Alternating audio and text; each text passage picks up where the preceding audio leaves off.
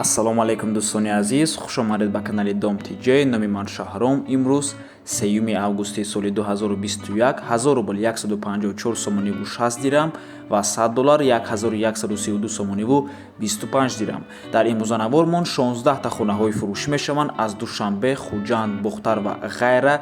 Нархҳо аз 85 000 сомонӣ сар мешаванд ва замин аз шаҳри Душанбе ҳам ҳастай. Барои ҳамин ҳатман навора то охира тамошо кунед, лайк монед ва дар каналмон подписатсия кунед. Дӯстони азиз, агар шумо ягон хонаи фурӯшӣ доштагӣ бошед, ба рақамҳои барои реклама танҳо дар WhatsApp сурат ва маълумоти пурраи оиди хонатон роӣ кунед. Агар хона гуфтеста бошед, дар комментария нависед чӣ хели хона шуморо дар кора. Бисёри бад гап намезанем, рафтем.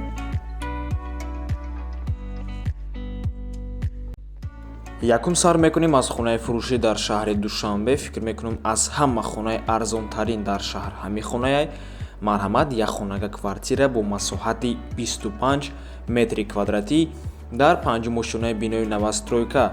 Аз сураташ маълум аст ки дом худаш 4 этажае, лекин айни ҳол проектша алиш кардан 6 этажа мекунанша.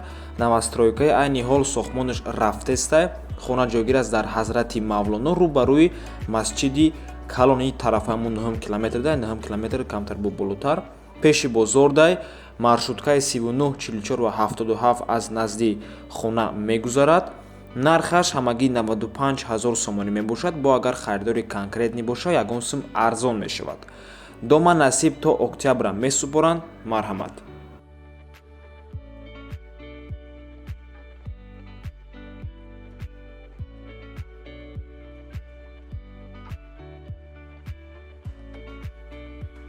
ҳавли фурӯшӣ дар ноҳияи Рашт, ҷамоати Тағуба, деҳаи Гилканд.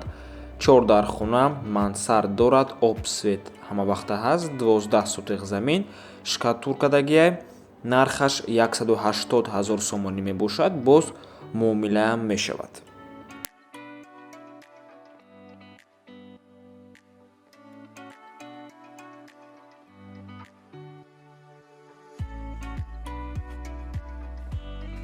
Квартираи фурӯшӣ дар шаҳри Душанбе, як хонага бо масоҳати 30 метри квадратӣ дар 4-ум ошунаи бинои советӣ панелни дом мебошад.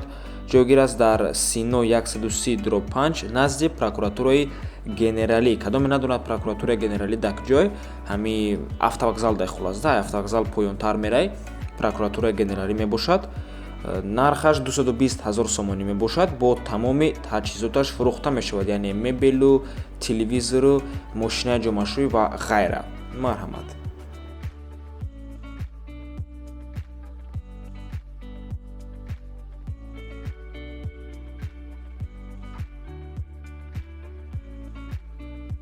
ҳавли фурӯшӣ дар ноҳияи Абдураҳмони Ҷомӣ, кӯчаи Ҷовидони 2, 8 сотиқ замин, 4 дар хона, ошхона, аловхона, оғилхона, ҳама шароитош қатъияй, ремонт 100%, обсвет ҳаст, агародам ҳастай.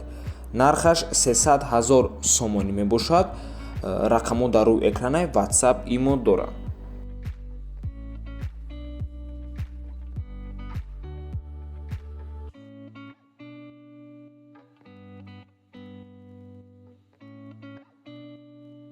хонаи фурӯшӣ дар шаҳри Душанбе, духонага бо масоҳати 62 метри квадратӣ.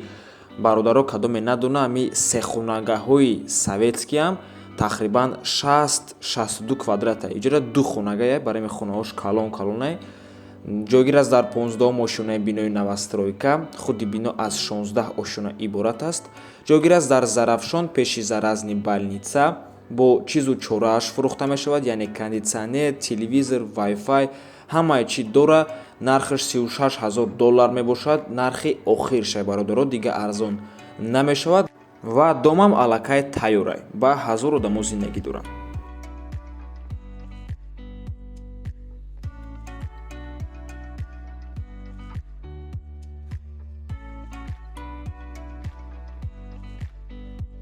хонаи фурӯшӣ дар шаҳри Хуҷанд, ду хонага бо масоҳати 50 метри квадратӣ дар 4-ум ошунаи бинои советӣ.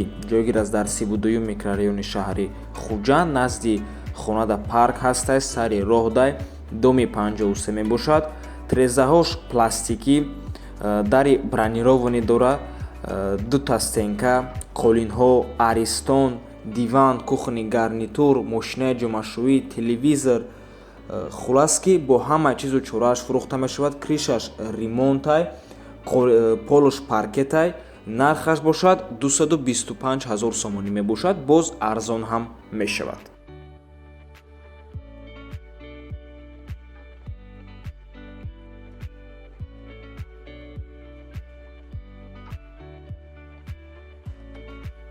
квартираи фурӯшӣ дар шаҳри Хуҷанд, як хонага бо масоҳати 38 метри квадратӣ дар цоколни этаж бинои новостройка. Кадом менадонад цоколни этаж ин таги якум мошинаи новостройка ба ҳисоб меравад. Хеле майдача трезачиҳо дорад. худи бино аз 6 ошина иборат аст. хона коробкае бе ремонт ҷойгир аст дар 31 микрорайони шаҳри Хуҷанд. нархаш бошад ҳамагӣ 95 000 сомонӣ мебошад, боз арзон ҳам мешавад.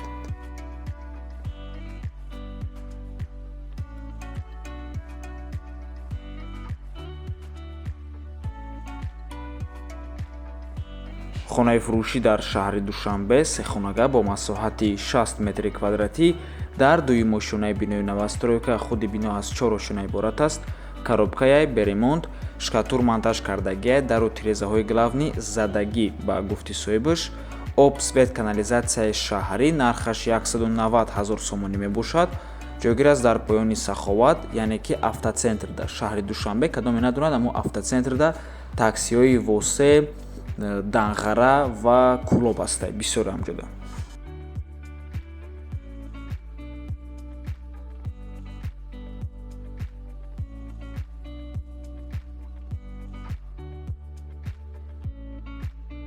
хонаи фурӯшӣ дар шаҳри Бухтар, ду хонага бо масоҳати 48 метри квадратӣ дар дуюм ошинаи бинои новостройка. хона бо ремонтай ва ҷойгир аст дар Нихи шаҳри Бухтар. нархаш 249 000 сомонӣ мебошад.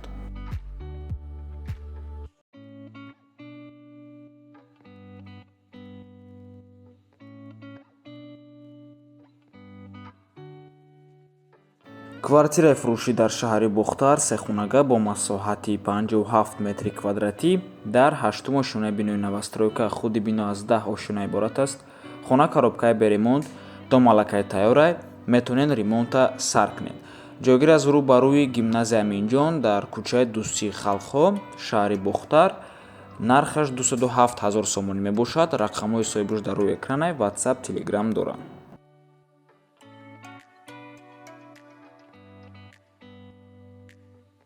хонаи фурӯшӣ дар шаҳри Душанбе, ду хонага бо масоҳати 34 метри квадратӣ дар дуюм ошинаи бинои советӣ. худи бино аз 4 ошина иборат аст.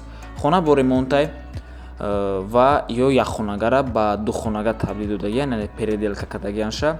дом назди роҳ да ҷойгир аст дар 7 километр. срочно фурӯхта мешавад бо нархи 229 000 сомонӣ. алишам мешавад ва савдоам мешавад.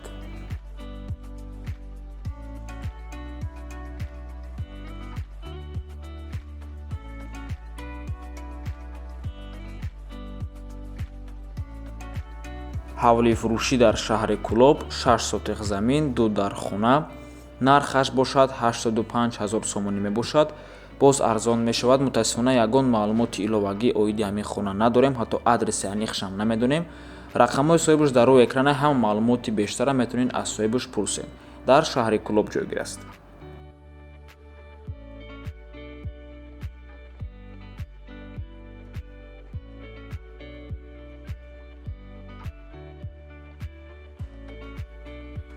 хонаи фурӯшӣ дар ноҳияи Вусе, 7 сотиқ замин, 2 дар хона.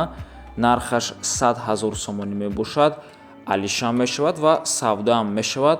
марҳамат, маълумоти бештар бо занги телефонӣ.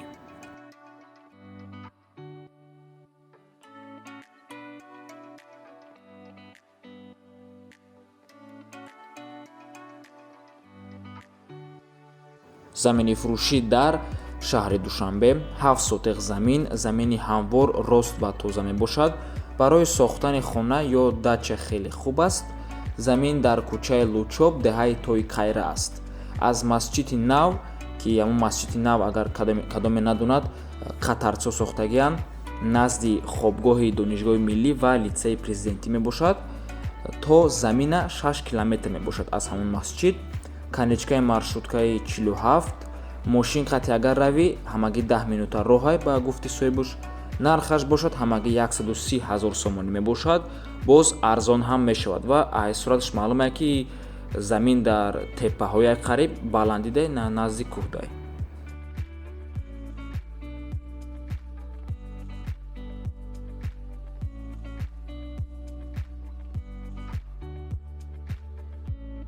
ҳавлии фурӯшӣ дар шаҳри Истаравшан Яккабоғда 4,5 сотиқ замин мебошад, 2 дар хона, коробкаяй, срочно фурӯхта мешавад бо нархи 120 000 сомонӣ.